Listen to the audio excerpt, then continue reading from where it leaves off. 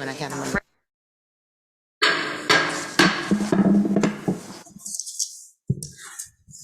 Good afternoon, everyone.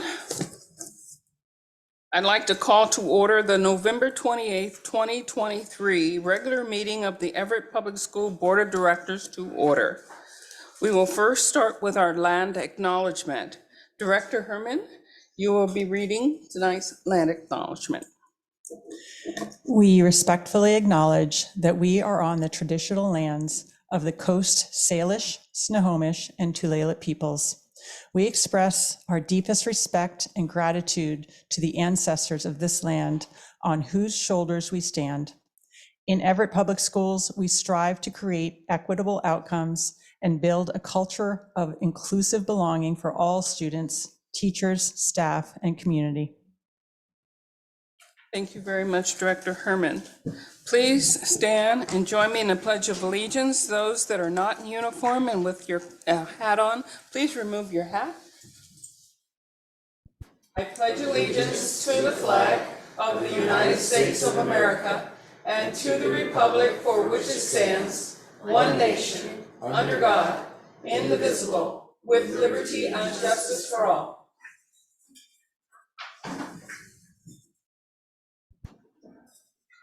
Thank you.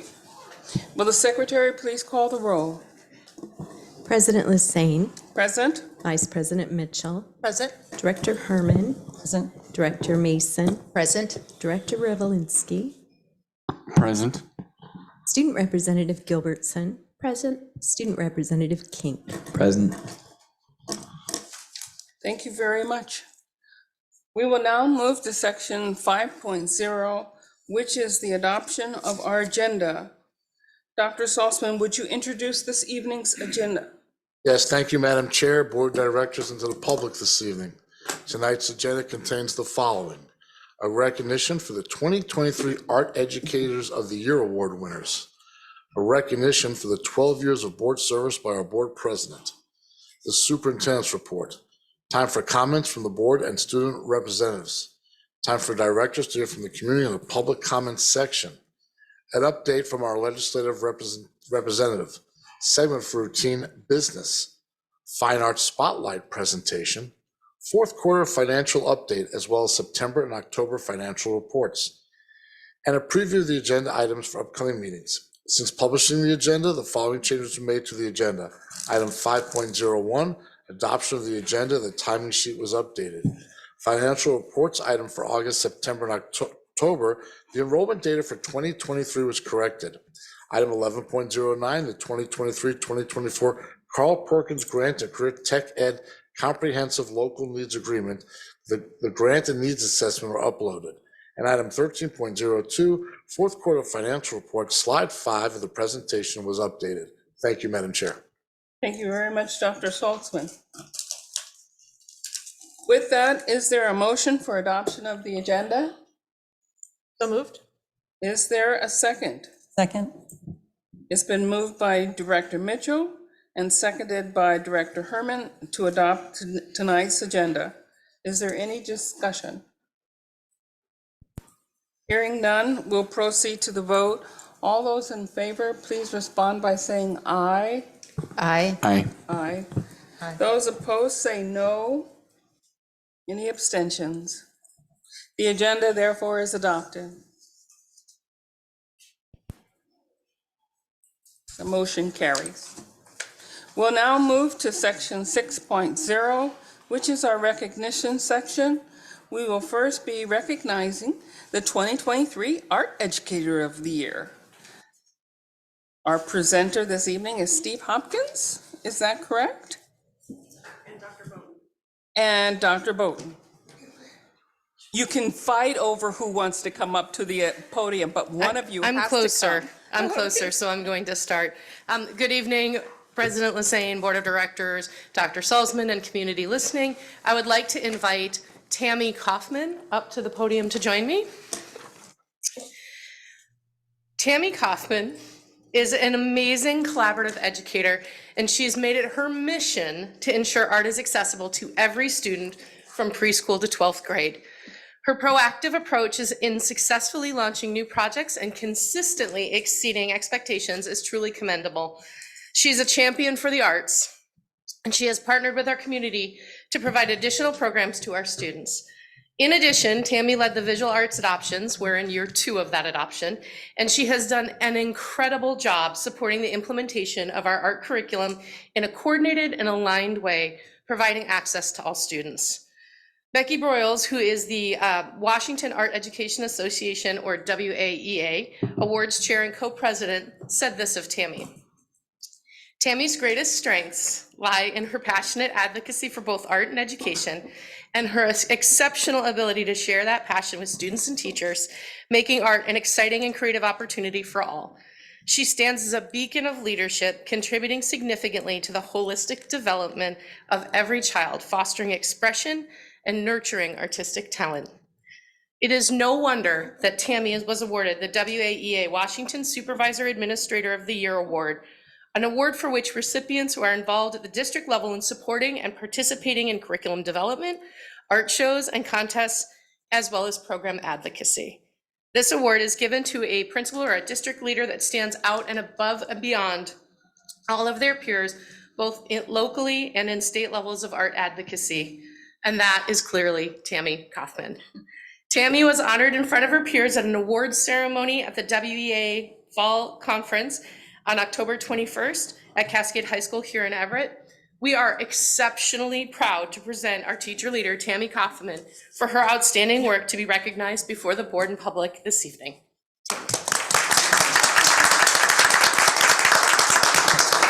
You are welcome to say a few words if you would like.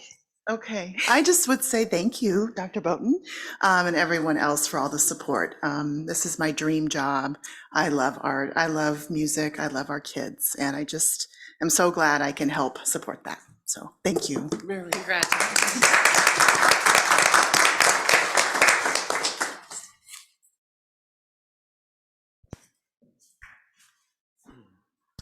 Good evening, board, Dr. Saltzman. And yes, she's already joined me up here. Bella, would you like to come up as well and stand next to your mom? Oh. So I'd like to introduce Andrea Aguilera, our Elementary Art Educator of the Year, and her daughter Bella. And I come here on behalf of our school, Jefferson Elementary, and I wanted to share some comments that were passed on by our staff.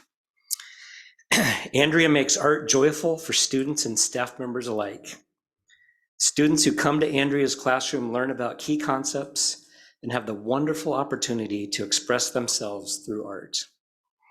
The art room is a creative and unique space at Jefferson where every student feels successful. Andrea says there is no right way to make art. She truly believes that and values all of our students' contributions. She's encouraging to all students who make art. Andrea brings our entire school community together through the celebration of student art at our family art walks. Andrea is a commensurate artist. She teaches art not only at our school, but in our community to people of all ages. She is highly respected as an art teacher and artist at the Shack Center here in Everett, as well as other places in our community. We are so lucky to have her at Jefferson. And finally, it's not just what students are able to do when they come to her classroom, it's how they feel.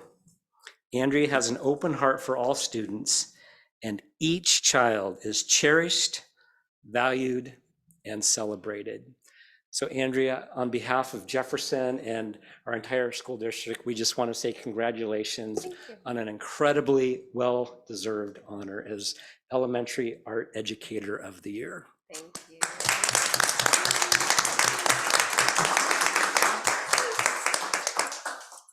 I don't really have anything to say other than this has also been my dream job since I was in high school. So I'm really excited and happy to have this job and really honored to have this award. So thank you for having me here.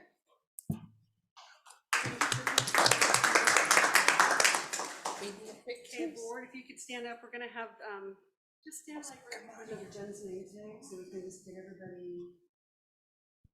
Usually that works. Century. There we go. Sorry.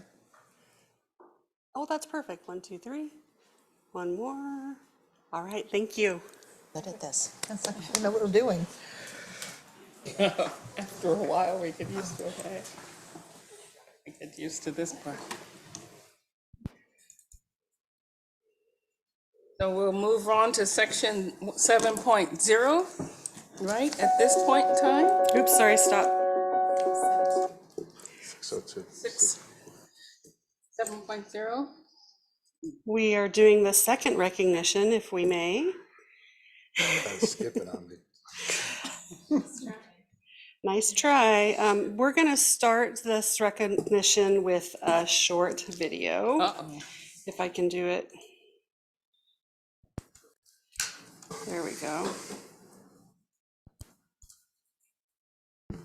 Where'd it go? There it is. Sorry.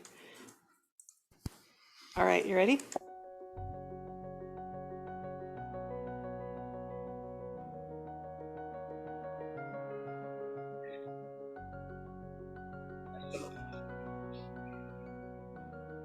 Got room.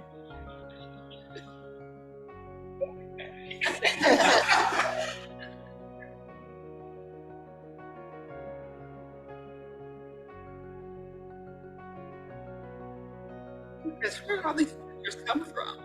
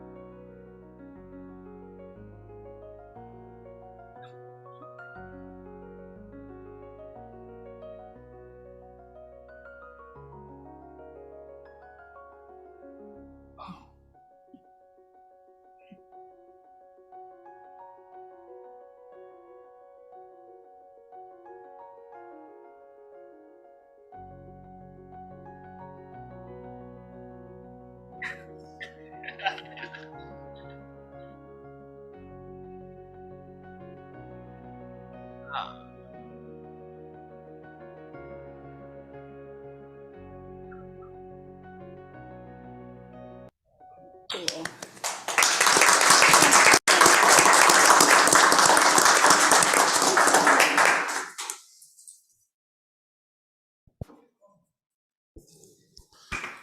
President Pam was saying, they told me I have 30 minutes, and I'm going to use all the 30 minutes down on you tonight, yeah. okay? Okay. I cannot say enough about President Lassane, but let me start a little bit about your biography. President Lassane has a BS in chemistry from UCLA and earned her master's in mechanical engineering. Am I correct? She has attended postgraduate school while serving 25 years in the U.S. Navy. Thank you for that. She is a retired Navy captain. President Lassane has been and hopefully will continue to be active throughout our community. She has served on several educational committees and community organizations, including the Habitat for Humanity Board in Snohomish County. She was the former commissioner of the Everett Civil Service Commission. She served on the Mill Creek Women's Club Board, the Everett Public Schools Strategic Planning Council, the Homeridge Senior Services Board, the Everett Public Schools Fiscal Advisory Council, and Cascade High School's Band Booster Club. Her outreach and contributions to this community are truly commendable. President Lassane was elected to the board November 2011. She served as parliamentarian her first year of service, then served as a legislative representative for a year and was elected president in 2013 and served 2 years as president. She was elected vice president in 2019 and served 2 years before being elected as president in 2021. President Lassane currently serves as a liaison for Cascade High School, Eisenhower Middle School, Lowell Elementary School, Monroe Elementary School, Silver Lake Elementary School, and Woodside Elementary School. But you could find her active at functions district-wide with a smile every time I see her. Amazing. Through her service and career, she has championed equity, diversity, and STEM education, and closing achievement gaps for students across the board. We thank you and honor you, President Lassane, for 12 years of service to the school board and many more years of service to our community and communities worldwide. Please join me now as we stand to honor President Pam Lassane.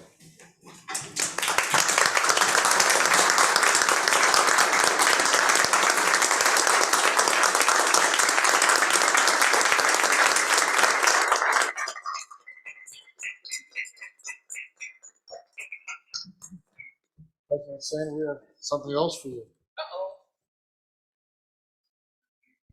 A little heavy, okay? But I'd like to read it to you, okay? School board recognition is presented to Pam Lassane in appreciation for your dedication and service to the school board and to all board of directors. Thank you for your service. Thank you. Thank you. Wow. Thank you. Wow, this is so sweet. Can we come down and get a picture with you? Sure, Or stand sure. up, however you would like to With get your plaque? picture with your plaque. Oh, yes, indeed, indeed. Would you like to do it up here or down there? It's up to you, President. How about up here? I don't know if I'll make it down there. You have to come in the center. Okay, got you. Right in the middle. Okay, got you. Wow. It is. It's reach for the stars. It's a really nice theme. I like that. Thank you. A little bit more? Okay.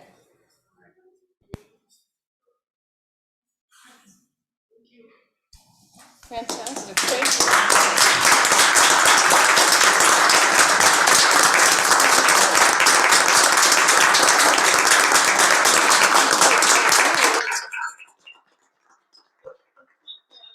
Say a couple of words, if you know, just to kind of clarify. I put them down. Didn't know when I'd say. I thought it was going to be the next board meeting, not this meeting. So I scribbled some things down. But I would like to say this, and the reason why I value my 12 years here is I was reading the Herald, and there was an article written by Paul Schoenfield, and it was early this year. He talked about the pursuit of joy, which can bring pleasure and meaning to our lives. We all want happiness. Everybody wants happiness, but it's not hard to think about the conditions that bring happiness. You know, you're happy one day and sometimes you're sad the next. And that's one of the reasons why I look at happiness as fleeting. One moment, as I mentioned, you can be happy, and then another moment you can be sad. Happiness does give you pleasure, but it can be fleeting. But the pursuit of joy is an experience that is meaningful as well as pleasurable.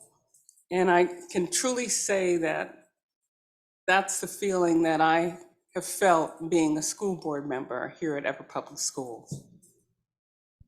The article mentioned that the pursuit of joy can bring you a feeling of awe and wonder. and going to schools through the SALSA process before the the IRs, going to multicultural events, football games, music concerts, art shows, family reading nights, which I truly, truly enjoy, or even going down to Olympia to advocate for our students in our district, to go to NSBA or WASDA, and even a trip to Dominican Republic with NSBA to build a school for students that were, would normally not have that opportunity to get a new school built for them. Then the Let's Connect community nights, PTA meetings, and especially the awe and wonder at high school graduation, at either the Angel of the Winds or our field, or especially the Civic Auditorium. To do technology briefs at WASDA, or any other kind of briefs, when we did the State of the School briefs there at WASDA one time. Awe and wonder even shadowing electricians, when we honored their work in the district and we all paired up and we got a chance to shadow them as they accomplished their work throughout the district for our students. Or just to go and visit schools and see teachers at work and seeing the students learning. That has brought a feeling of wonder and awe for me, that pursuit of joy.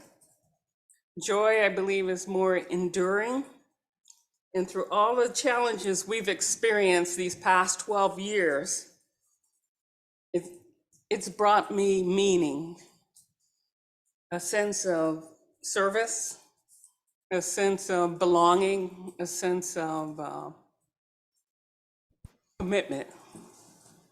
I've enjoyed this pursuit, and I have confidence that the best is yet to come to the board, to our staff, to our superintendent, to our teachers out there. As long as you continue to focus on what brings meaning to the lives of each of our students that crosses the door to every school here in the Everett Public Schools. Focus on that, leave the noise behind, focus on what brings them meaning, brings them joy. Again, I'd like to thank you for allowing me to serve. Students, our teachers, our staffs, our parents, and community, you've taught me a very big lesson. You've taught me so much, and it has been a joy for me. So thank you, and I applaud you for the work that you've been doing here. Thank you for what you do and what you put out for our community, our staff, and our students. Thank you all. Let's have cake.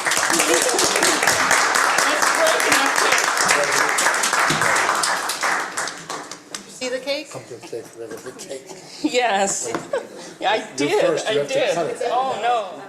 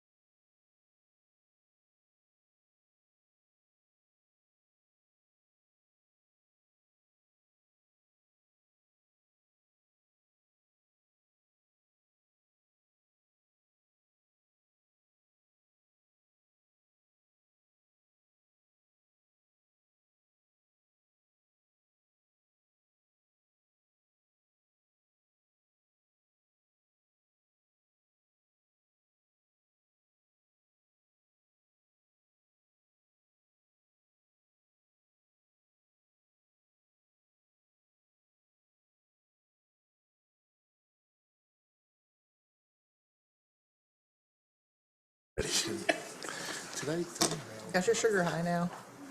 Excellent. We shall now move to section 7.0, which is the superintendent's report.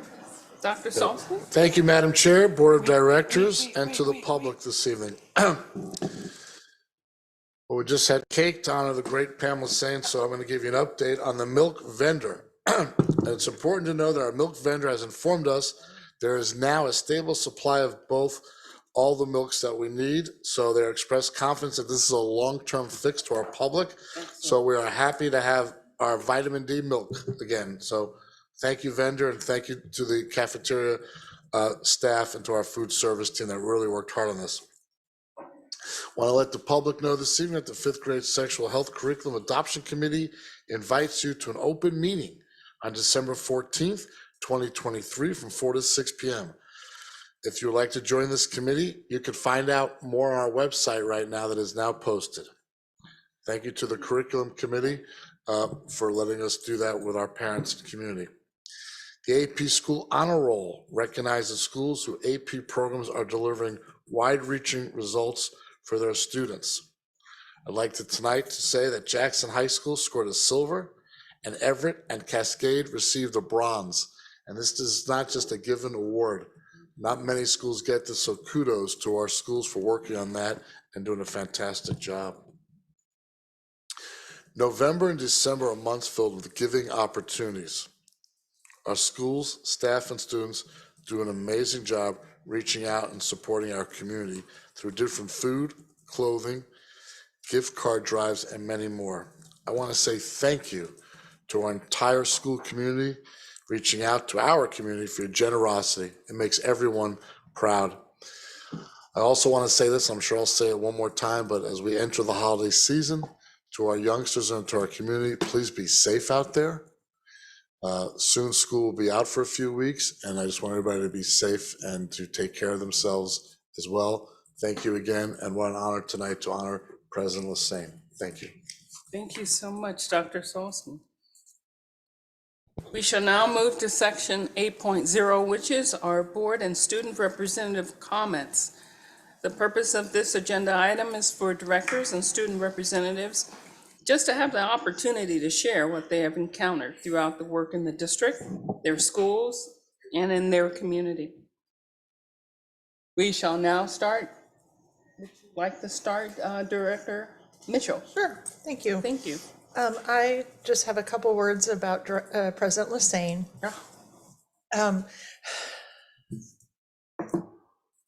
I first want to say to the staff at Silver Lake, please continue to invite her to read to the classes because it does bring her joy, and I'm sure it does for the students.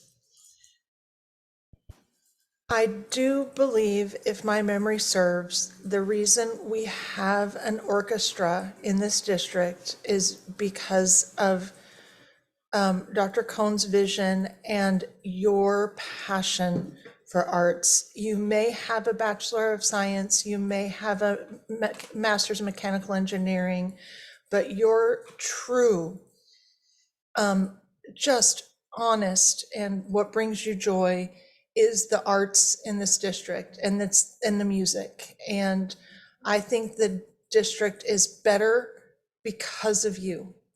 And I want to thank you for all of the service because I know I have learned from you. And so thank you. Thank you. We all probably have something to say about WASDA, where we were before Thanksgiving. And it really was just to be brief, a really great time for the director-elect Adkins was able to join us and really to have to get to know each other better as people, as what we liked about the meeting, what we got out of each of the sessions, and just have that time together just to develop as a board. And we were recognized, and we have our certificates here for the for the recognition for the state's board of the, our recognition, distinction. Thank you. I was like, we're not board of the year, distinction. But really all of the evidence that goes to WASDA to show how great we are is because of all the work of you all and all of the staff that you lead. And so just really that we do our work because of you. And it is because of you that we get to shine. And we hope that we are able to give that, as President Lassane said, that joy back to you. And so just really in this time, thank you. And I'm done. First of all, President Lassane, it's been a true honor to have. I know I've got a relatively short amount of time to serve with you, but long before I came to the board, I've seen you and watched you out in the community. I still remember running into you and just thinking, there's Pam Lassane. This is you really have been a legend for years, and you will be missed. I look forward to staying in touch. I look forward to still having you involved in our district. So thank you for the years. So WASDA conference, yes, that was big highlight for us as school directors. The theme this year was focus, and how important it is to keep our goals at the center of our work, students and student achievement. And if we can do that, and as you were saying, keep the noise away, that's when we will really see results and make forward progress. The highlights for me, Erin Jones, who's always motivating, and the Teacher of the Year, Dana Miles, who teaches at the Washington School for the Deaf in Vancouver, Washington. She herself is deaf and signed her talk with an interpreter for us. One of the themes she talks about is self-advocacy skills for students. And I would definitely recommend doing a quick search to see some of her interviews. She is very inspirational. Big kudos to Brian Beckley and the Everett team of Dr. Salzman, Peter Scott, Director Lassane, and Director Mitchell for their presentation on securing educational environments in a digital world. Basically, with so much happening online, how can districts keep data and systems safe from online threats? It's a terrific presentation on a very timely topic. So well done there. I was able to attend at the conference a 5-hour pre-conference session on strategic advocacy and met with legislative representatives from districts around the state. A lot of sessions at the conference were focused on legislative advocacy, and I'll share some of that information later on in the report on the agenda. But some of the other sessions I attended were the board's role in closing the opportunity gap, financial fact-finding and bargaining, and the new performance-based graduation pathway option. The State Board of Education is in the process of developing the requirements for the new graduation pathway option, and they are accepting written comments up until December 4th, if anyone is interested in weighing in. This morning, I attended Jefferson Elementary's instructional review. So hats off to Principal Steve Hopkins and the Jefferson team for just really a great IR, but also clearly all the work that's going on during the year for the students there and that school. So well done. And then this afternoon, I toured North Middle School and Lowell Elementary School, along with Representative Mary Fossey from Legislative District 38 up here in Everett. Thank you to Mike Gunn for helping arrange that.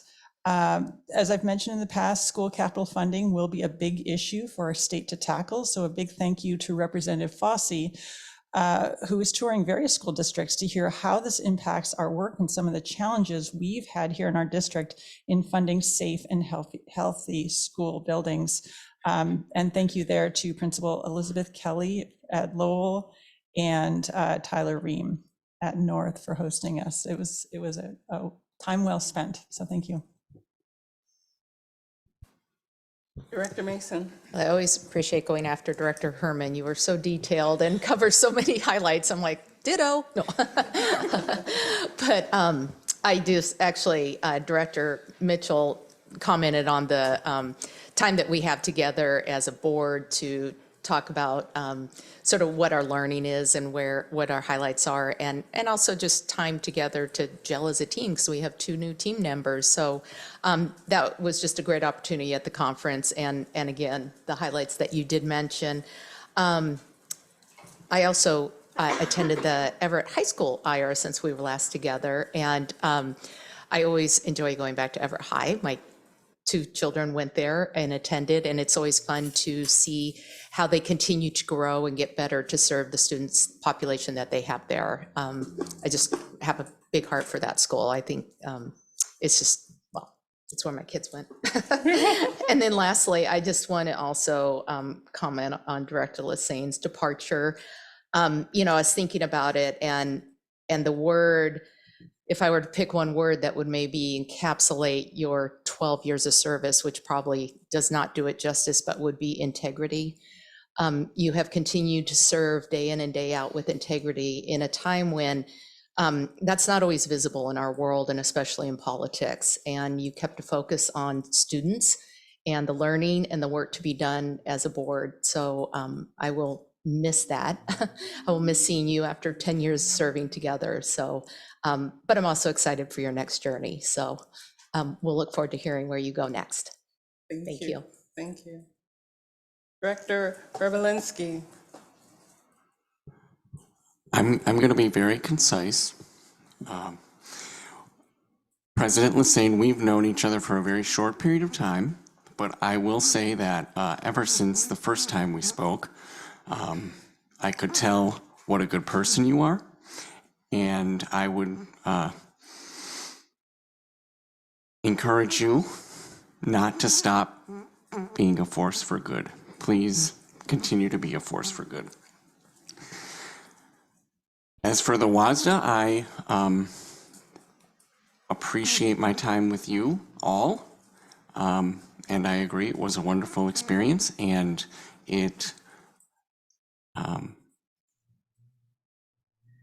brings a lot of people that care about kids together to collaborate and make sure we're really doing the right thing for all our kids. So thank you for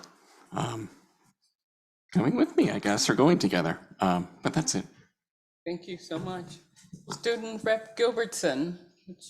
So I wanted to touch on the WASDA first. I think that was a really fun experience this year because last year I just did the Olympia one because it was in Spokane. So just being able to hear from other schools and other foundations that support schools was a really good opportunity, as well as being able to hear from Erin Jones. New favorite person is her, and I'd love to hear from her maybe in the Everett School District one of these times. She was a great speaker. Yeah. And the student representative dinner was awesome to meet other student reps, and then we had a moment of collaboration towards the student rep network and what they want more towards that network. As well as I wanted to touch on the food drive at Everett High. It was a really big success. A lot of food was donated this year, which is awesome to see. As well as we have the Winter Wonderland coming up on December 1st. And this year, I sadly can't make it, but I am excited that clubs get to interact with it more, because previously it's just been choir and then selling some hot chocolate. But this year it's kind of gonna be like the tailgate almost, where they're gonna have clubs set up around to sell stuff. As well as I'm thankful for the Wednesday we got off to have that extra day before Thanksgiving. And as well as I was just really thankful for this position, because in one of my classes today, we talked about like priorities in a way in my law class. And like, we were talking about schools and what, like, can't remember the word exactly what it was, but like what we want to see in schools and how we build up a list of like rules that should be put in place. I feel like being on the board has helped me bring in some like good ideas towards those topics. Good. And as well as I wanted to say thank you to Miss Lassane for her service on the board and for the school district in general. And she made coming onto the school board a lot easier, just a very friendly person, friendly face every day that made it so much easier. Especially Olympia was like a big scary thing.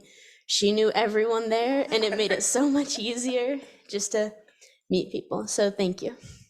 Thank you very much, Student Rep Gilbertson. Student Rep King. Hey everyone, so I'd like to reflect on my time at the WASDA conference. I didn't really know what to expect coming in, but it was pretty cool. I got to talk to a lot of students, board reps, teachers, and even some superintendents from schools. I think my biggest takeaway is that while talking to other people in some of the breakout sessions, it was pretty clear to me that we do a great job being integrating student voices. But I mean, I also learned that there's like there's still a lot more we can do as a district. I think we can implement more students into some councils as we make decisions. I know this summer you guys are really seeking student input, like technology wise, but I think we should take that even further and keep implementing more student voices. Yeah, overall, it was a great learning experience, and I'm excited to go next year. And now they're back from break at Jackson. We're getting everything all festive to make these last 3 weeks, which are usually like pretty filled with tests, a little more festive. So what we do is we have all the clubs and mostly ASB pick a theme, and we decorate all the hallways. We make them all wintry, and you make a bunch of posters and pretty much plaster the whole school in like festive decorations and just kind of fun stuff. And also for the winter time, we're doing our annual toy and food drive, which is very big. We had enough food to fill up our entire the entire B wing floor. And there was piles of food last year. We go around and collect them from elementaries, and it's already going really well. And lastly, I'd like to congratulate Pam. I've only known you for a little while, but especially from my time with you at WASDA, I can tell that you're really positive and you have a lot of positive energy, and your passion for this district is very evident. And it's very clear to me that you've supported many students on your time on the board, so thank you. So much, I appreciate it. Well, I do want to say, Mr. Beckley, thank you very much for your presentation in WASDA. You know, it's very difficult to have a session on the last day in the hour before the last hour, but we did an awesome job, and thank you so much. It was a very timely presentation. The information was necessary to get out, and so thank you so much. And if ever we need a speaker here in Everett Public Schools for anything, Erin Jones is the person you need to go to. You need to, you know, involve her. If someone is out there listening and would like to find out who should we invite, Erin Jones is one person. And also Dana Miles, an advocate. Where's Kelly? Is Kelly here? No, she's not here today. But a true advocate for American Sign Language and for special ed kids. A true advocate. She did an awesome job. So with that being said, thank you all. I can only say this one time, it's you who should be applauded, because you've done such an excellent job of bringing information so that we can learn and I can learn to us, as well as you do. You touch the kids. You're right there. You touch each and every one of them. And that's the most important thing, is the relationships you develop with kids and how we help them achieve what they already have a potential for. So thank you all. We shall move to section 9.0, which is our public comment section. And the school board specifically sets aside this time because we want to hear what the public has to say. We want to listen to you and your opinions. We welcome ideas. It's important that you understand that we will listen to what you have to present during this time. It's not a time for debate or discussion. It's your time to advocate for your opinions and your ideas. There have been 2 requests to speak this evening, and let me grab those. The first one is from Camille Harden. Camille Harden is bringing forward Norton Middle School lunches. Hello. And I will give you some information. On the podium, there's 3 blips. The first blip will come on when and it will be green. It will indicate that you have 3 minutes to speak. When the orange light comes on, that'll indicate you have 30 seconds remaining. When the red light comes on, that will indicate your 3 minutes are up. So you don't have to repeat anything. We can, because we review the content of the presentation on video. Okay. So thank you. I'm so nervous. Go right ahead. Don't be. My name is Camille Harden. I am the mother of a North Middle School 8th grader. And I'd like to bring to your attention that the lunches over there are 15 minutes. That's 15 minutes to stand in line, get your food, sit down, eat it, and clean up after yourself. I don't think I need to discuss why that's an issue. We wouldn't do this to prisoners or even fast food workers, get 30-minute lunches. I've brought it up to everyone that I can think of up to this point. 3 principals, we have a new one this year. We've had a new principal every single year. I brought it up to every single one of them except for this one, to absolutely no avail. They have given my kid an extra couple of minutes, but still harangue them publicly in front of their friends. Please hurry up. Did we give you enough time? Your mother made sure that we would accommodate you specifically, kind of calling them out. But I think that every student there should have the right to eat for 30 minutes at least.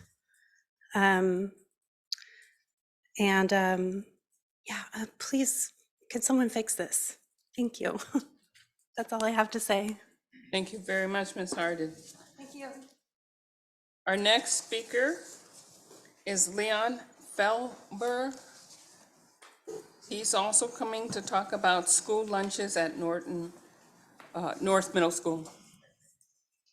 And again, the green light says your 3 minutes is started. The orange light will indicate 30 seconds, and then the red light will indicate your time is up. Thank you. Go right ahead and take your time. My name is Leon Felver. I'm a student at North Middle School. The lunches at North Middle School are too short, in my opinion. Like every year, it's on the school the timer, like where it states the bell schedule. It says you have 30 minutes, but once you go to actual lunch, you have 15 minutes because they separate it into 2 lunches for 7th graders and 8th graders. But I've gotten a time extension where I can be there for both lunches only by asking the principal this year. And nobody else knows that this is an option. And every day when the lunch bell rings, I hear at least one, like, come on, I didn't have enough time. And my friends agree. And it's just an overall problem that none of us have enough time to actually eat food. Because I think that I've timed it and we only have like 7 minutes. And like people also cut the line for food because they're so hungry. Like every day, cutting is a constant problem that everyone dislikes. And so I want it to be an option that you can come in during first lunch and stay for the entire 30 minutes so that you have like 20 minutes to eat. Thank you. Thank you very much, Mr. Felber. Appreciate your coming today and speaking to the board. Appreciate you very much. You will get a written response from the board. We'll now move to section 10.0, which is our legislative updates. The purpose of this agenda item is for board legislative rep to share legislative updates through the work in the district and schools and in the community. Director Herman. Great, thank you. So we are 41 days away from the legislative session. And we've mentioned previously, this is a short session coming up, 60 days, beginning January 8th, and a supplemental budget year, the second year of the biennium. So we're not expecting huge gains in any funding areas. One of the topics that is left over from the last legislative session, and which is of particular interest to us in education, is the capital gains tax. If you remember, it was after last legislative session, last spring, that we learned that the revenue from that tax was much higher than anticipated. And that revenue goes to the Education Legacy Trust account and the Common School Construction account with the state. It was only March of 2023 that the Washington State Supreme Court ruled that the tax was constitutional and valid. So these are new funds that the state will be able to keep, have been able to keep, and will be directed towards public education. So we will see in the supplemental budget what that looks like this year. We were able to hear at the conference from Senator Wellman, who is chair of the Early Learning and K-12 Education Committee, when she met with the Large Schools Caucus. She says that that some of these funds will be intended to go to early learning. So we'll have to see what that looks like this session. But that's of interest to us to track and follow. A few bills that we can anticipate this session, what we had heard about during the conference. One of the first we've been told is a bill that will advance salaries for paraeducators. As we know, OSBI has this as one of their asks of the supplemental budget, and we can expect that there will be a bill introduced in a committee hearing early on. That lines up with our own legislative priorities, so I anticipate that we will be able to testify in support of that. One caution we heard there, though, is that we'll want to look at how the bill is written, of course, because really what we'd be advocating for is making sure that this is part of the prototypical model, so built into the funding formula. So again, hopefully we'll see that early on and we'll see it move forward. So we will track that. Also, from what we heard, we can expect a bill requiring a computer science component to high school graduation. Additionally, more work on the STARS formula for transportation. That continues to be a big priority for Senator Wellman, and she was talking about that. And likely we will see an effort to remove the special education gap altogether. So some interesting things that we should be getting a clearer picture on in the weeks ahead. The all-important cutoff dates for session will be set at the beginning. And these are when bills have to make it to certain stages in order to advance in the legislative process. So we will track those as well, remembering that each bill has to go through 4 stages: policy, fiscal, rules, and then a vote on the floor. And this has to happen in both chambers. And of course, we got a big reminder that for all of these, especially around budget, school districts should not bank on any changes or increases in funding to happen during a legislative session until all is said and done. So we'll track it and see how it goes, and looking forward to seeing what we can get done this year. Thanks. Thank you very much, Director Herman. I appreciate that update. We will now move to section 11.0, which is our consent agenda. Dr. Salzman, would you provide an introduction to the consent agenda? Yes, thank you, Madam Chair, Board of Directors, and to the public this evening. The board's consent agenda includes repetitive business items such as meeting minutes, personnel actions, expense vouchers, surplus lists, gifts, grants, and recurring contracts. Sometimes it includes items that occur less frequently but are of a routine business nature. These items are usually reviewed by the board in the Friday report, 1 or more weeks before the board meeting. This gives directors time to ask staff questions or to consider a discussion about the policy implications of those items. The board votes on the consent agenda in a single motion. By its definition, a consent agenda is not debatable. In the case of this consent agenda, the superintendent's office received and answered 1 question regarding excess property taxes. The consent agenda is presented as published for board approval. Thank you, Madam Chair. Thank you very much, Dr. Salzman. A motion to adopt the consent agenda is in order. So moved. Is there a second? Second. It's been moved by Director Mason and seconded by Director Mitchell to approve the consent agenda. Does any director wish to remove an item from the consent agenda, place it under the new business section so that it can be heard? Hearing no requests, we'll now proceed to the vote. All those in favor, please respond by saying aye. Aye. Those opposed say no. The motion carries. The consent agenda is adopted and approved. We'll now move to section 12.0, which is strategic progress monitoring. There are no strategic progress monitoring reports scheduled for this agenda. Moving now to section 13.0, which is information discussion. We will have the first item as Fine Arts Spotlight by Dr. Bowden is the presenter. Dr. Bowden, you have the podium. Thank you.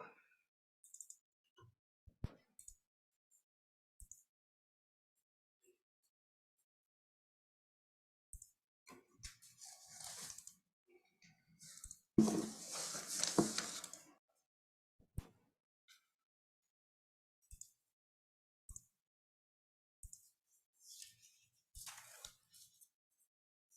evening. I just want to make sure I shared that right. I think I'm good. Perfect. Excellent. Well, good evening again, President Lassane, board directors, Dr. Salzman, and members of the community. I'm excited to come back up here today to share with you our spotlight on our fine arts in Everett Public Schools. This presentation is brief, but it is just a snapshot of the amazing and growing art programs that we provide for our students, and we're super proud of the work of our staff and our children. Visual arts, music, and theater classes focus on the standards and skills in pre-K through 12th grade classes, offering our students the opportunity to learn rigorous concepts and processes in the arts, while finding ways to really express and understand themselves through artworks, music, performances, and theater experiences. Through the arts, students produce, perform, and present, as well as deepen their cultural proficiency, their ability to understand perspectives, and their creative and critical thinking skills, all of which help them to succeed in college, career, and life, and thrive in an interconnected and global community. In Everett Public Schools, our mission is to inspire, educate, and prepare each student to achieve to high standards, contribute to our community, and thrive in a global society. And as we journey through this spotlight this evening, we really hope to connect you back to this mission's theme of inspire, achieve, and thrive. So art really helps students to achieve in school. And it's actually one of the big reasons many of our students actually come to school. And we're very proud to share with you this evening the wide variety of the arts that Everett Public Schools offers. Visual arts teach literacy without the restriction of text, and students productively struggle and problem solve to develop personal message or a way to visually communicate their feelings. Visual arts give students a place to feel safe and included. And when students are successful in art, that success is actually transferred to other subject areas as well.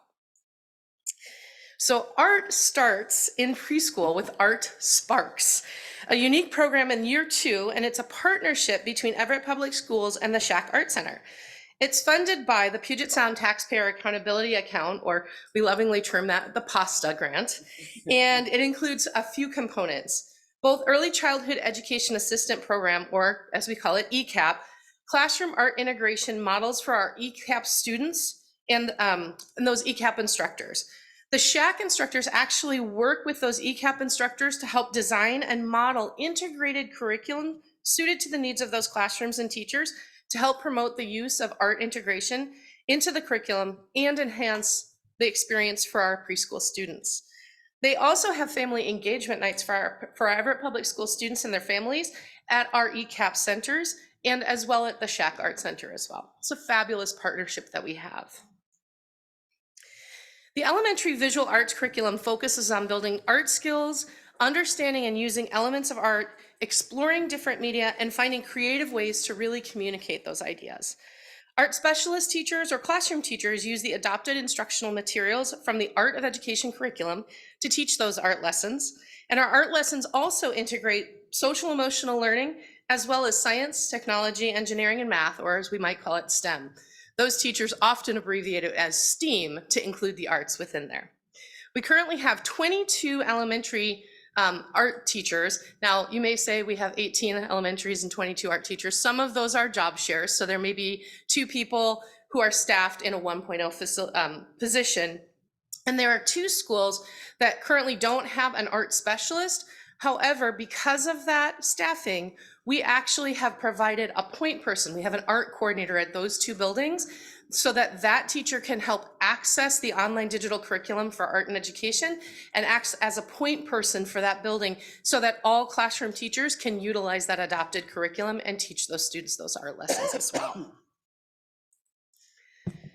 The Art and Friendship Club is actually a very special place in Everett Public Schools, and it's where students work with highly experienced Shack art teachers and wonderful school counselors who help those teachers to work with students who are expressing emotion or want to express their emotions, feelings through art, and developing positive relationships with others. Students are exposed to various art media, artists, and making art experiences, And they learn those skills and techniques to help create several projects during their club time. Counselors, teachers, and administrators actually recommend students for this program who they think would benefit from having an art and friendship club. So students who may struggle socially in a school can bring friends to the art and friendship club and they can create together. So it's a real opportunity to not only advance social skills for students, but also for students who may struggle or come from a situation of trauma, have an opportunity to really come together and create something and also make friends along the way. Our data actually shows that those social emotional learning that's happened at these programs has positively helped our students to cope with a variety of experiences so that they're able to talk about their feelings and making art together. Every elementary school offers a general music program for our kindergarten, pre-K through 5th grade students. And elementary music teachers really inspire students every day to experience the fun, excitement, and joy that music has to offer. The elementary music program emphasizes basic music theory, note reading, singing, and performing. Participation in our elementary strings program at grade 5 is also an option in several of our schools. This program continues to expand across the district. This is one of those opportunities where we provide elementary students some experience so that it can help to grow our middle school and high school orchestra programs. We started very small at first, and currently 15 of our 18 elementary schools have access to the strings program, and we've added more sessions this year, but this is a program that we're going to continue to grow. Thank you. I remember the first strings program, and I took my violin and played with them when they first started having teachers from UW. It's very exciting to see that program grow and to see how many kids are asking for that program. So we provide transportation for students in the morning to their home schools, and it's a really great program that we're going to continue to develop no matter who's on our board. Thank you. So how does art inspire students? Art gives students the tools to look at the world through a visual perspective, apply creative ideas for problems, and celebrate all parts of their identity. This year, we had a law change with the passage of House Bill 5878, which requires all districts that have over 200 students to offer at least one performing or visual arts to all K through 8 students. And these students must receive at least a semester of arts at minimum in these grades. And as you can see here, in our middle school programs, we are able to provide our students with a variety of choices in the arts, ranging from instrumental and vocal art or music programs to visual arts, as well as digital arts, including a new class, Intro to Graphic Arts. We know that sometimes art may reach those students who may be having a challenging time academically in math or writing or reading. And these students may gain that confidence and introspection, that expressing themselves through the arts, which in turn will get them to come to class consistently and help them to develop a stronger work ethic. Our middle school art and music courses our students continue to develop their skills and find ways to really express their personal meaning through those media. At the middle school and high school level, students also have opportunities to participate in instrumental or vocal music programs, and they can choose classes such as guitar or piano, or an ensemble class such as choir, band, or orchestra. And within those classes and specific courses, students study genres such as jazz or classical, and students can choose in those music courses to further develop their skills and really challenge them to reach an elevated level, including enrollment in advanced classes and participation in contests, festivals, and definitely our school performances. Art gives students a new way to look at the world, and it brings perspectives and hope through that introspection and learning about the art throughout history. It inspires students' creativity and their way of seeing problem solving. Students can develop those higher ordered thinking skills such as analyzing, problem solving, making judgment. Students' creativity is evolved and their sense of self increases. Studies show students do better in all subjects with a well-rounded arts program. And you can see here we offer a wide range of programs for our high school students as well, so they can follow their passions and create. And you can see some of the amazing pieces of student art that they create on display at our annual art shows in the spring, right here at the CRC. The performing arts are some of the closest opportunities our students can get to real-world work environment within our schools, building sets, working on teams, and they have a great time doing it, as you can see from some of these pictures. Here, our students need to be both individually accountable for their work, but also develop trust in working with others so that they can hold accountable, those students accountable for the same work. They simultaneously are individuals, but also part of a larger team whose end result is greater than the sum of its parts. And students can take this experience after they graduate and they can thrive in a team-focused environment of modern workplaces. High school students have opportunities to develop their performing in dramatic arts in their drama classes. Students can participate in a variety of performances and plays. They also have an opportunity to develop their theater skills besides acting, such as directing and managing the stage, designing sets and costumes. It's a highly high interest, well participated program. Professional learning is also key for our staff because we want to allow our teachers to grow and learn about progressive techniques and practices in the field. This year, Everett Public Schools co-hosted with the Shack Art Center the Washington Art Education Association Fall Art Conference on both October 20th and 21st, right here at Cascade High School and the Shack Art Center. Over 160 art educators from across the state participated in the conference, and over 8 of our art teachers from Everett Public presented on everything from sketchbook drawing, paper mask making, clay and kiln operation, architectural drawing, glass art design, including an artificial intelligence presentation by our CTE graphic arts teacher, Stephen Sibley. Both Andrea Aguilera and Tammy Kaufman were presented with their Art Educator of the Year awards, and the visual and performing arts teachers collaborated with one another to support so they can continue to inspire, achieve, and thrive. So I'd like to share just a brief video with you this evening that really highlights some of our music programs in our Performing Arts Spotlight.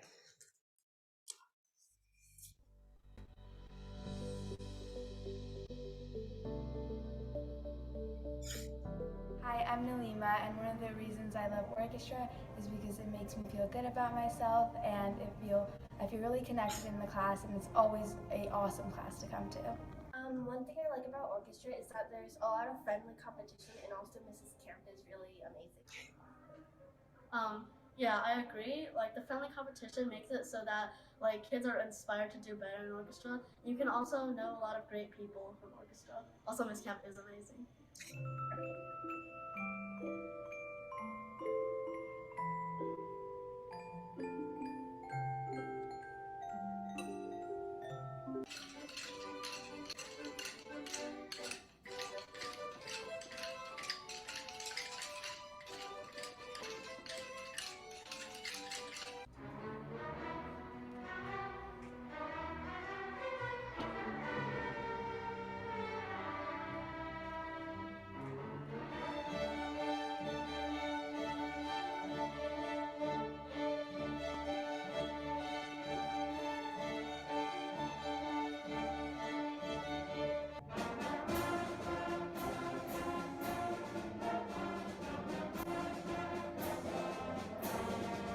Hello, I am Pamela Weaver. I'm the director of the choir program here at Gateway Middle School.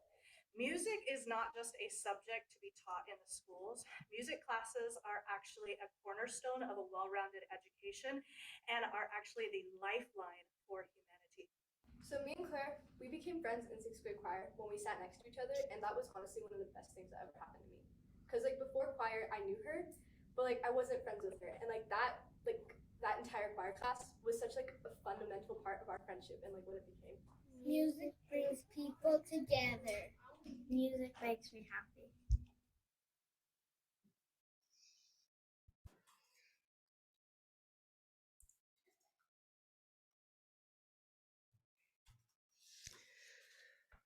Achieve, inspire, and thrive.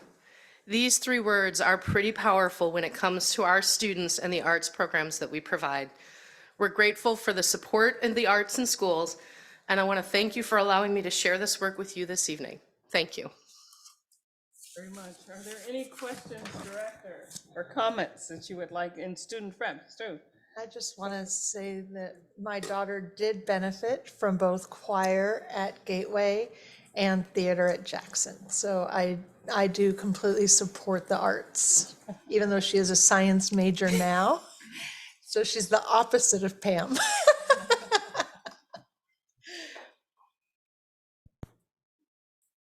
Director, student reps, any comments? I just want to say thank you to all the art teachers who helped make this happen, because I know art has been a really big thing for me. I haven't done it a lot in high school, and I kind of regret that now that I'm in Intro to Ceramics this year. And yeah, just thank you to all of them and to the school district who helps make it happen. Yeah, I just wanted to say I've taken an art class pretty much every year since middle school, and it's always been like a great creative outlet for me, especially when they're in like the middle of the day. It's like a nice break. It's just a much less stressful type of class, and they've always been really fun and helped me learn. So yeah. And I would like to say thank you so much for what the school district has done in order to bring art to the students and the community here. And you've done an awesome job. Don't go back. Go forward. We'll always go forward with our arts programs. They're amazing, and we just want to say thank you. Thank you. Our next presenter is Ms. Andy Tress, who will be giving us our fourth quarter financial update. Ms. Tress. I get to go after that beautiful video of students. I don't know how I feel about that.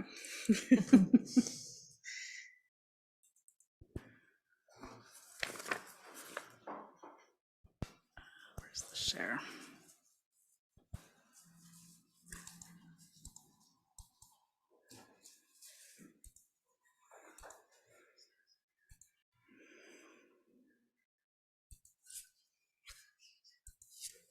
All right. Thank you, Board of Directors, Dr. Saltzman, President Lisane. Today, I will be providing a brief update on the final fourth quarter financial update. This presentation will be relatively brief, as we've received, as you saw, the preliminary results for the August financial information that was presented at our last October board meeting on October 24th. Along with this presentation, the board received accompanying documents for the August financial reports that have a significant amount of detail that accompany this presentation. Again, I will be providing a summary of our general fund, fund balance, revenue, and expenditures, and I will go over a brief overview of our other four comprehensive funds: the capital fund, our debt service fund, and our associated student body fund, and our transportation vehicle fund. So there were minor changes to the general fund revenue and expenditures from our October 24th board meeting, which means that our expenditures exceeded our revenues by $2.2 million.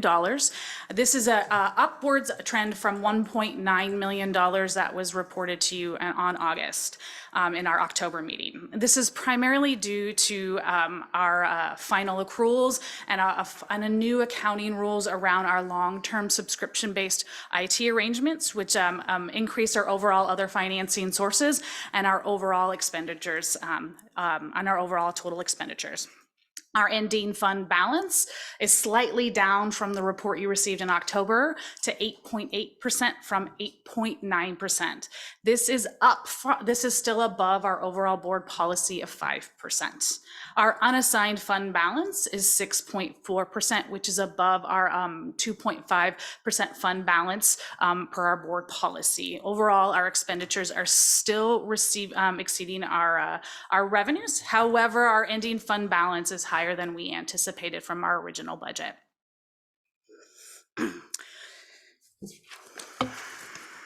Districts are required to break out our state and federal activities, are required to break out our state and federal activities and our local and levy activities. Expenditures on the state and federal and local activities are both greater than our overall revenues. So we're spending both our local dollars and our state and federal dollars at a greater rate than we're receiving funding for.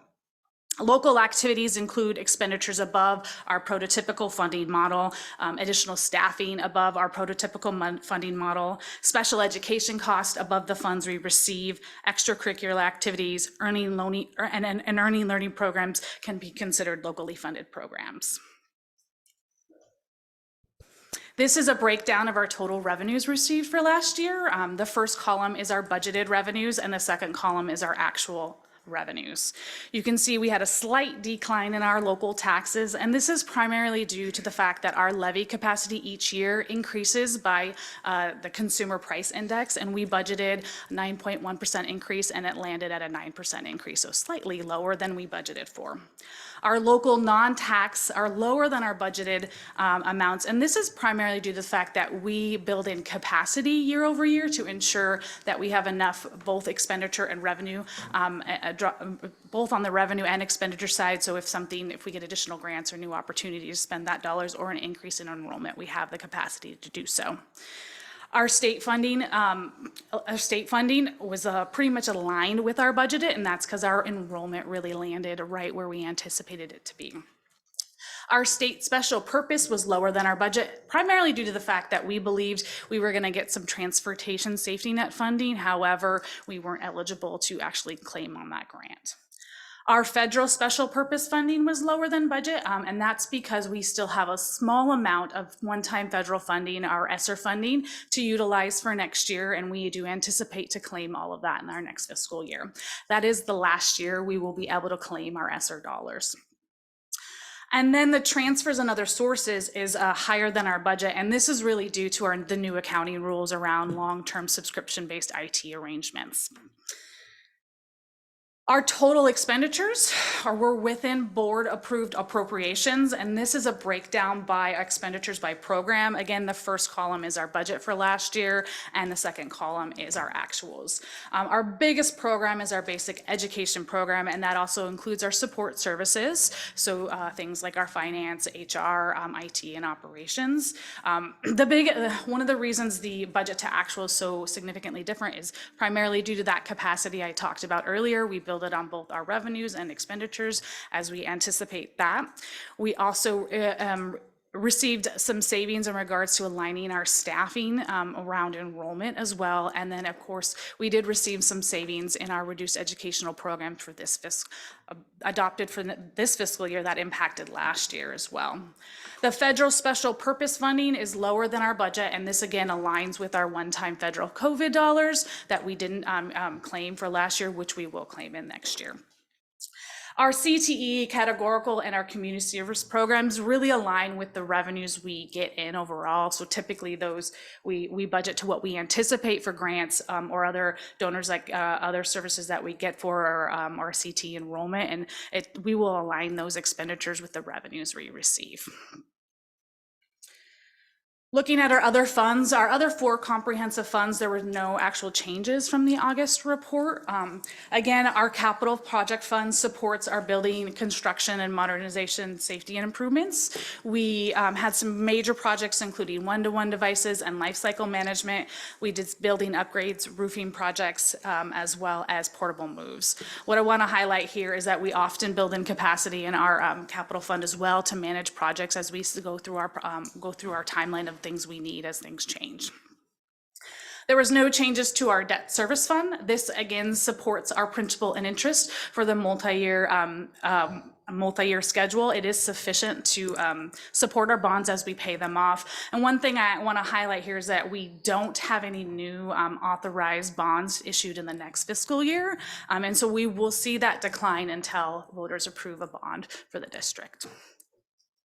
Our Associated Student Body Fund supports our student activities, and we typically try to match or exceed our expenditures of our revenues year over year to ensure that the kiddos who are doing all the fundraising at the schools are spending the money and the resources that we have. Again, there were no changes to the activity that you saw in October. And then finally, our transportation vehicle fund, our ending fund balance was approximately $216,000. This supports the purchase of school buses or bus-related infrastructure that the district actually owns. We purchased 3 electric buses that were received, and they typically support kiddos that we transport from different districts or other services that are needed. We do get state depreciation revenues for the buses we own. We got approximately $322,000, and that will vary depending on the bus we have and the schedule and how old or new the bus is. Most of our funding for transportation is actually in the general fund, and that's due to the fact that we have a contracted service for our busing operations. Thank you. Any questions? Directors, student rep, this is an opportunity to ask questions or comment or give comments. Does anybody have any questions or comments they'd like to give? Go ahead, Director Herman. Just regarding the transportation vehicle fund, and I'd asked you this before, but just to include it in the meeting, for e-buses, they have a different depreciation. Right. So there's scale, the state provides a schedule for each type of bus that we have, and I believe the e-buses are higher because they are more expensive to replace. And then do school buses, they have a particular life cycle, or like a life expectancy? I'm trying to think of the right term. Yeah, they do. I don't know that off the top of my head, but we do have a schedule of like how we replace the buses based on the need and the age of the bus itself. And is that set, or is it, and I'm wondering, is it once it reaches that, if the bus is still working, we can continue to use it, or is that something we monitor, or? Great question that I don't know the answer to, what we typically do around that, but we can get that information for you. I'm just curious how that works. Thank you. Thanks. I just had one question, and I don't know if this makes sense or not. So you know, I'm looking to your clarity that you always bring to me. When I look at expenditures and I look at the revenues, I focus in on the expenditures, and I see that we have a tendency to always budget much higher than what we actually do, which is good when you start talking about expenditures. But when you start talking about revenue, we tend to also do the same. We budget much higher than we actually do get in revenue. Do you foresee that our mode of how we operate might change in the future? Or do you think this was just one of those years? I mean, we have state and federal special education funds with ESSER and all that, and we won't in the future, but will this continue in that light? So I think in some regards, we do need to build in capacity. So if there is significantly more enrollment, we have the ability to hire the staff as we need. So anything above what we typically do so that we can make those shifts quickly. That being said, we are trying to sort of target and align our revenues and expenditures more in those pieces. So this year on the expenditure side was a little different, primarily due to some of the shifts we had regarding the reduced educational program. So it was probably larger than we anticipated seeing year over year. So that was one big impact. And then the staffing alignment was pretty significant at the elementary during our staffing alignment. And I think we had approximately 11 staff that we didn't hire because of where kiddos landed at each school at the elementary. So it was a pretty significant savings in our overall expenditure. So depending on year over year on how the kiddos land in their, like where they land in the classes, kind of, because sometimes you need more because you just don't have the numbers to support. You might need to like have 17 lower class sizes at that K3 side, because we need to make sure we get the K3 class size compliance as well too. So it's balancing that. But last year I think it was a little significantly more just due to some of the changes we did in the reduced educational program. Any further questions or comments? On slide 4, so the 2022-23 budget, is that how much we budgeted and then the actual was how much we had? Correct. Okay. I was just gonna say, just a good job to the financial team for budgeting under, like, making sure there was still left over, or, you know what I mean?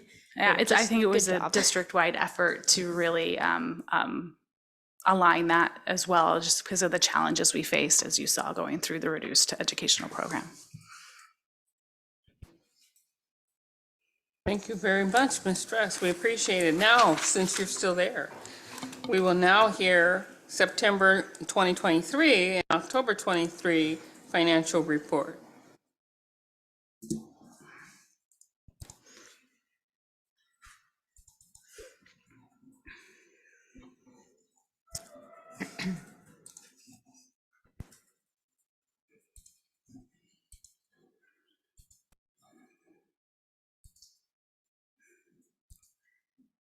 I don't know about you, but I enjoy talking about numbers, so we can do this again.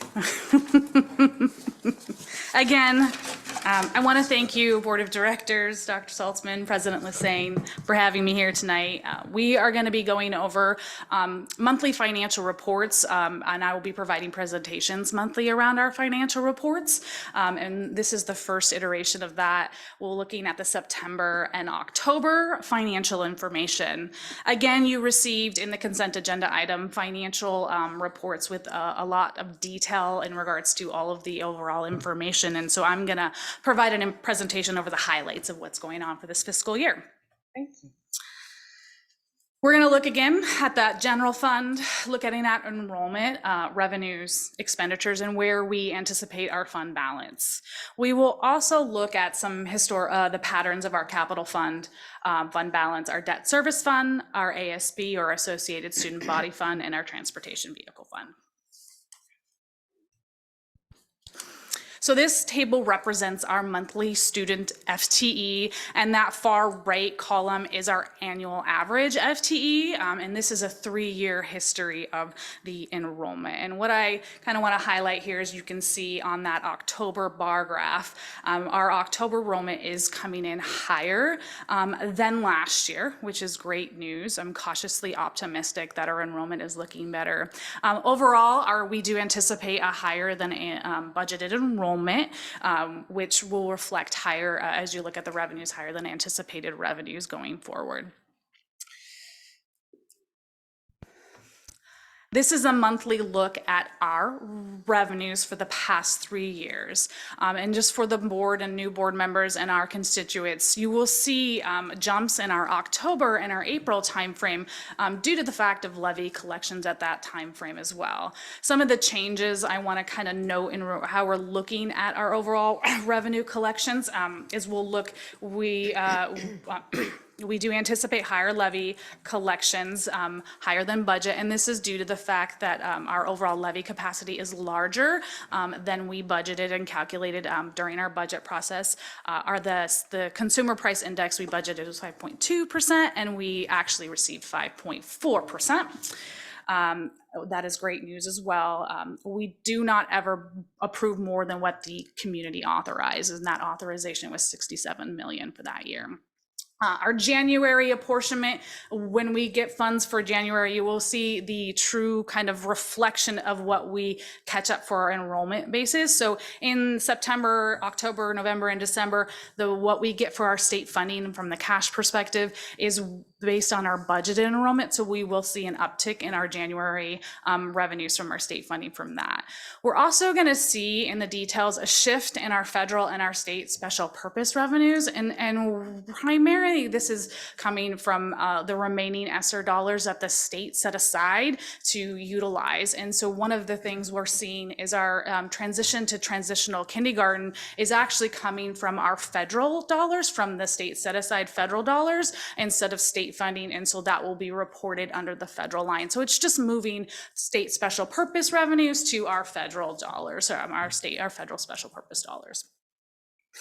We are projecting approximately 382.2 million, which is lower than our budget. But what I want to highlight next in the next slide is that we are projecting expenditures to be about 385.4 million, which is still, those expenditures are still higher than we budgeted, higher than our revenues coming in. However, that overall lower deficit is about 1.1 million lower than we budgeted. So we anticipated $4.2 million deficit, and now we're seeing with the increase in enrollment and other funds about a $3.2 million deficit.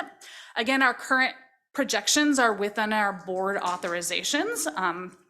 We're seeing that our material, supplies, and operating costs are projected to be slightly higher than budget. However, this is offset by our lower staffing expenditures. And part of that is capacity building, and part of that is going to be vacancies as well. When you look at the monthly trends here, they don't always have a consistent pattern because we pay our expenditures weekly. And so you'll see shifts depending on the month, if it's a 5-week month or a 4-week month. So sometimes some are higher depending on that. Typically, you do see an increase in July and August expenditures. However, last year with the hold on expenditures, we did see a decline as well as our reduced educational program. Our projected ending fund balance is $30.9 million, and this is higher than our adopted budget. This is a 7.8% projected ending fund balance for August. This is increased primarily due to higher beginning fund balance and also slightly due to a higher budgeted enrollment as well. Again, I want to just highlight that changes in assumptions can significantly swing our overall balance. Our current October ending fund balance is $43.9 million. Something I do also want to sort of iterate about the changes in our assumptions. You know, we have still 2 open bargain contracts and we have assumptions about what that could look like, but that is not final. And so until we know that, that may shift things going forward. Looking at our overall other funds, our current October ending fund balance for the capital fund is $41.9 million. What's interesting to look at this fund balance trend, so this is a 3-year fund balance trend, is that you're going to start to see the capital fund balance sort of look like the general fund balance because we don't have any bonds that we plan on issuing. We don't have any voter approved authorized bonds, but we do have levies. So you'll see that uptick in October, and you will probably see an uptick in April again because of the way the majority of our funding comes through. This fund balance reflects a timeline for our anticipated project plans, and we believe right now we will be within a board approved appropriations. Our debt service fund kind of has that similar trend when you look at fund balance for the past 3 years where you have that uptick in October. You do see a decline in December, and that's really due to our big principal payment for our debt service fund. We do make an interest payment in the June timeframe as well, but it's not as large of a payment because the principal comes out in December. Again, this fund, it has sufficient funds to support our long-term debt obligations. Our associated student body funds, when you look at the trends year over year for our fund balance for the ASB, you really start to see an increase in that fall timeline. And that's really due to all the activities that happen at the beginning of the year. The students sell their ASB cards, they start their first initial sales for their year SB, and a lot of the middle schools have one big fundraiser that they do in the fall to support their overall needs for the year. And so you'll see a big uptick there and then start to decline towards the end of the year to make sure they're utilizing all those funds. Our transportation vehicle funds current fund balance for October is $219,000. Again, these are for the purchases of our school buses. We do anticipate a slight increase in our state depreciation revenue, and we have capacity to purchase of the buses depending on the district's need. At this point, we're not sure if we're going to purchase one this year or if we're going to hold those funds to purchase for next year at the beginning of the year's use. Again, most of our funds for our transportation funding does go through the general fund as we contract out our busing services. Thank you. Questions? Directors. Yes, Director Mason. Thank you for all the information. I need some clarification on a couple points. Yep. So the ESSER dollars, I was under the impression they had to be used by the end of this year, but it's next year. It's the end of next year, correct. And so we chose to, rather than use them last year when we were going through the Use educational program. thank you, that. We chose not to use those and roll them over to this year and next year. So some of it too is based on what we actually spent. Sometimes anticipated costs are different than we anticipate. One of the things we did utilize, that's the staffing that we're utilizing it for, is for our social workers, is which we did in the prior year, and we were aware that we are going to get additional funds next year, and so that was some of the majority of that remaining ESSER fund, is why we were doing that, because we knew that we would get an uptick one more year in our social emotional funding. How much ESSER did we have at the beginning of this year then to expend? Do you know? Or I think 8 million-ish, 8 or 9? Yeah, like I in think that we range? budgeted Okay. 8, and then we had again a little bit of about 500,000 in carryover, so we had 8.6. So we were using that to keep social workers and. Yeah, and then other some- like staffing and other sort of service MSOC materials and services to utilize as well. Okay, too. thank you. And then the ending fund balance that you had on, whoops, I lost it. What's To the general fund. in the general fund? What percentage is 43,903,000? So that's what we're. I don't. It would be percentage of the budget. total budget. I don't know that math Okay. off the top of my head. Okay. Our total budget is about 389 million. Yeah. It is significantly higher than that. So 3.8 million is about 1%. So I would guess Okay. 2 to 3% higher than the Yeah. 7.8. Okay, thank you. Yep. And then I'm doing this by memory, so I may be off. The budget that we approved in August for this year was about $2 million higher in expenses than revenues. Is that correct? Or was it? Yes, for this year's For budget, this year's it was 4.2. It was 4.2. Yeah, and we're projecting about 3.2. 3.2. Yeah. And then this is just a really basic question, but we're going to have a higher fund balance than anticipated. Would that not help cover some of that deficit? Or- It does help cover that deficit. But as you have an overall cost structural deficit issue, you still have to you still have to reduce your expenditures to sort of start making that structural deficit smaller. So you do have to sort of manage that structural deficit because our revenues don't increase at the same rate typically as our cost overall. Right. I just, it's so hard to predict and we get funding after we've had to make some of these decisions, which is always the huge challenge. And I just want to make sure that we're not being frankly too conservative, and we were on enrollment and we were on a lot of things, and we had to let some people go because we couldn't afford to keep those positions, and that's a tough one when all of a sudden we have a much bigger fund balance than we anticipated.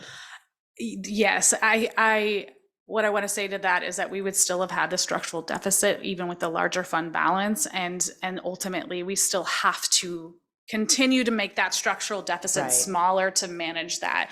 The fund balance just helped us maybe do that at a slower rate than we originally anticipated. Yeah, great. Thank you very much. Any other questions, directors, student reps? Thank you very much, Ms. Truss. Appreciate your presentation. We shall now move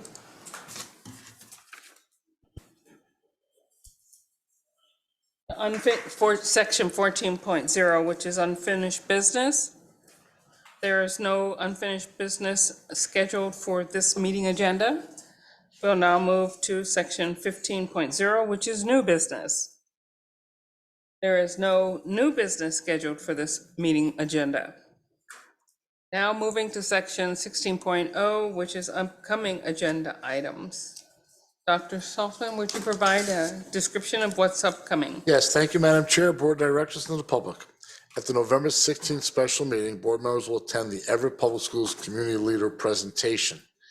At the December 7th special meeting, board members will participate in a board workshop study session about Summer Academy and the dual language program.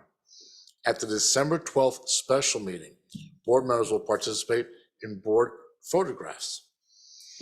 At our regular December 12th meeting, the board agenda contains the following: a class of 2024 progress to graduation report, oaths of office for the newly elected board members, the annual board reorganization, a recognition for the November core value champions for equity, a fiscal outlook presentation, special education extended learning contracts, ASB constitutions, and the PSTAA interlocal agreement. Thank you, Madam Chair. Thank you very much, Dr. Salzman. We'll now move to section 17.0, which is executive closed session. There is no executive or closed session for this evening? Correct. Very well. We'll now move to section 18.0, which is adjournment. This concludes the business scheduled to come before the Board of Directors during this meeting. This meeting is now adjourned.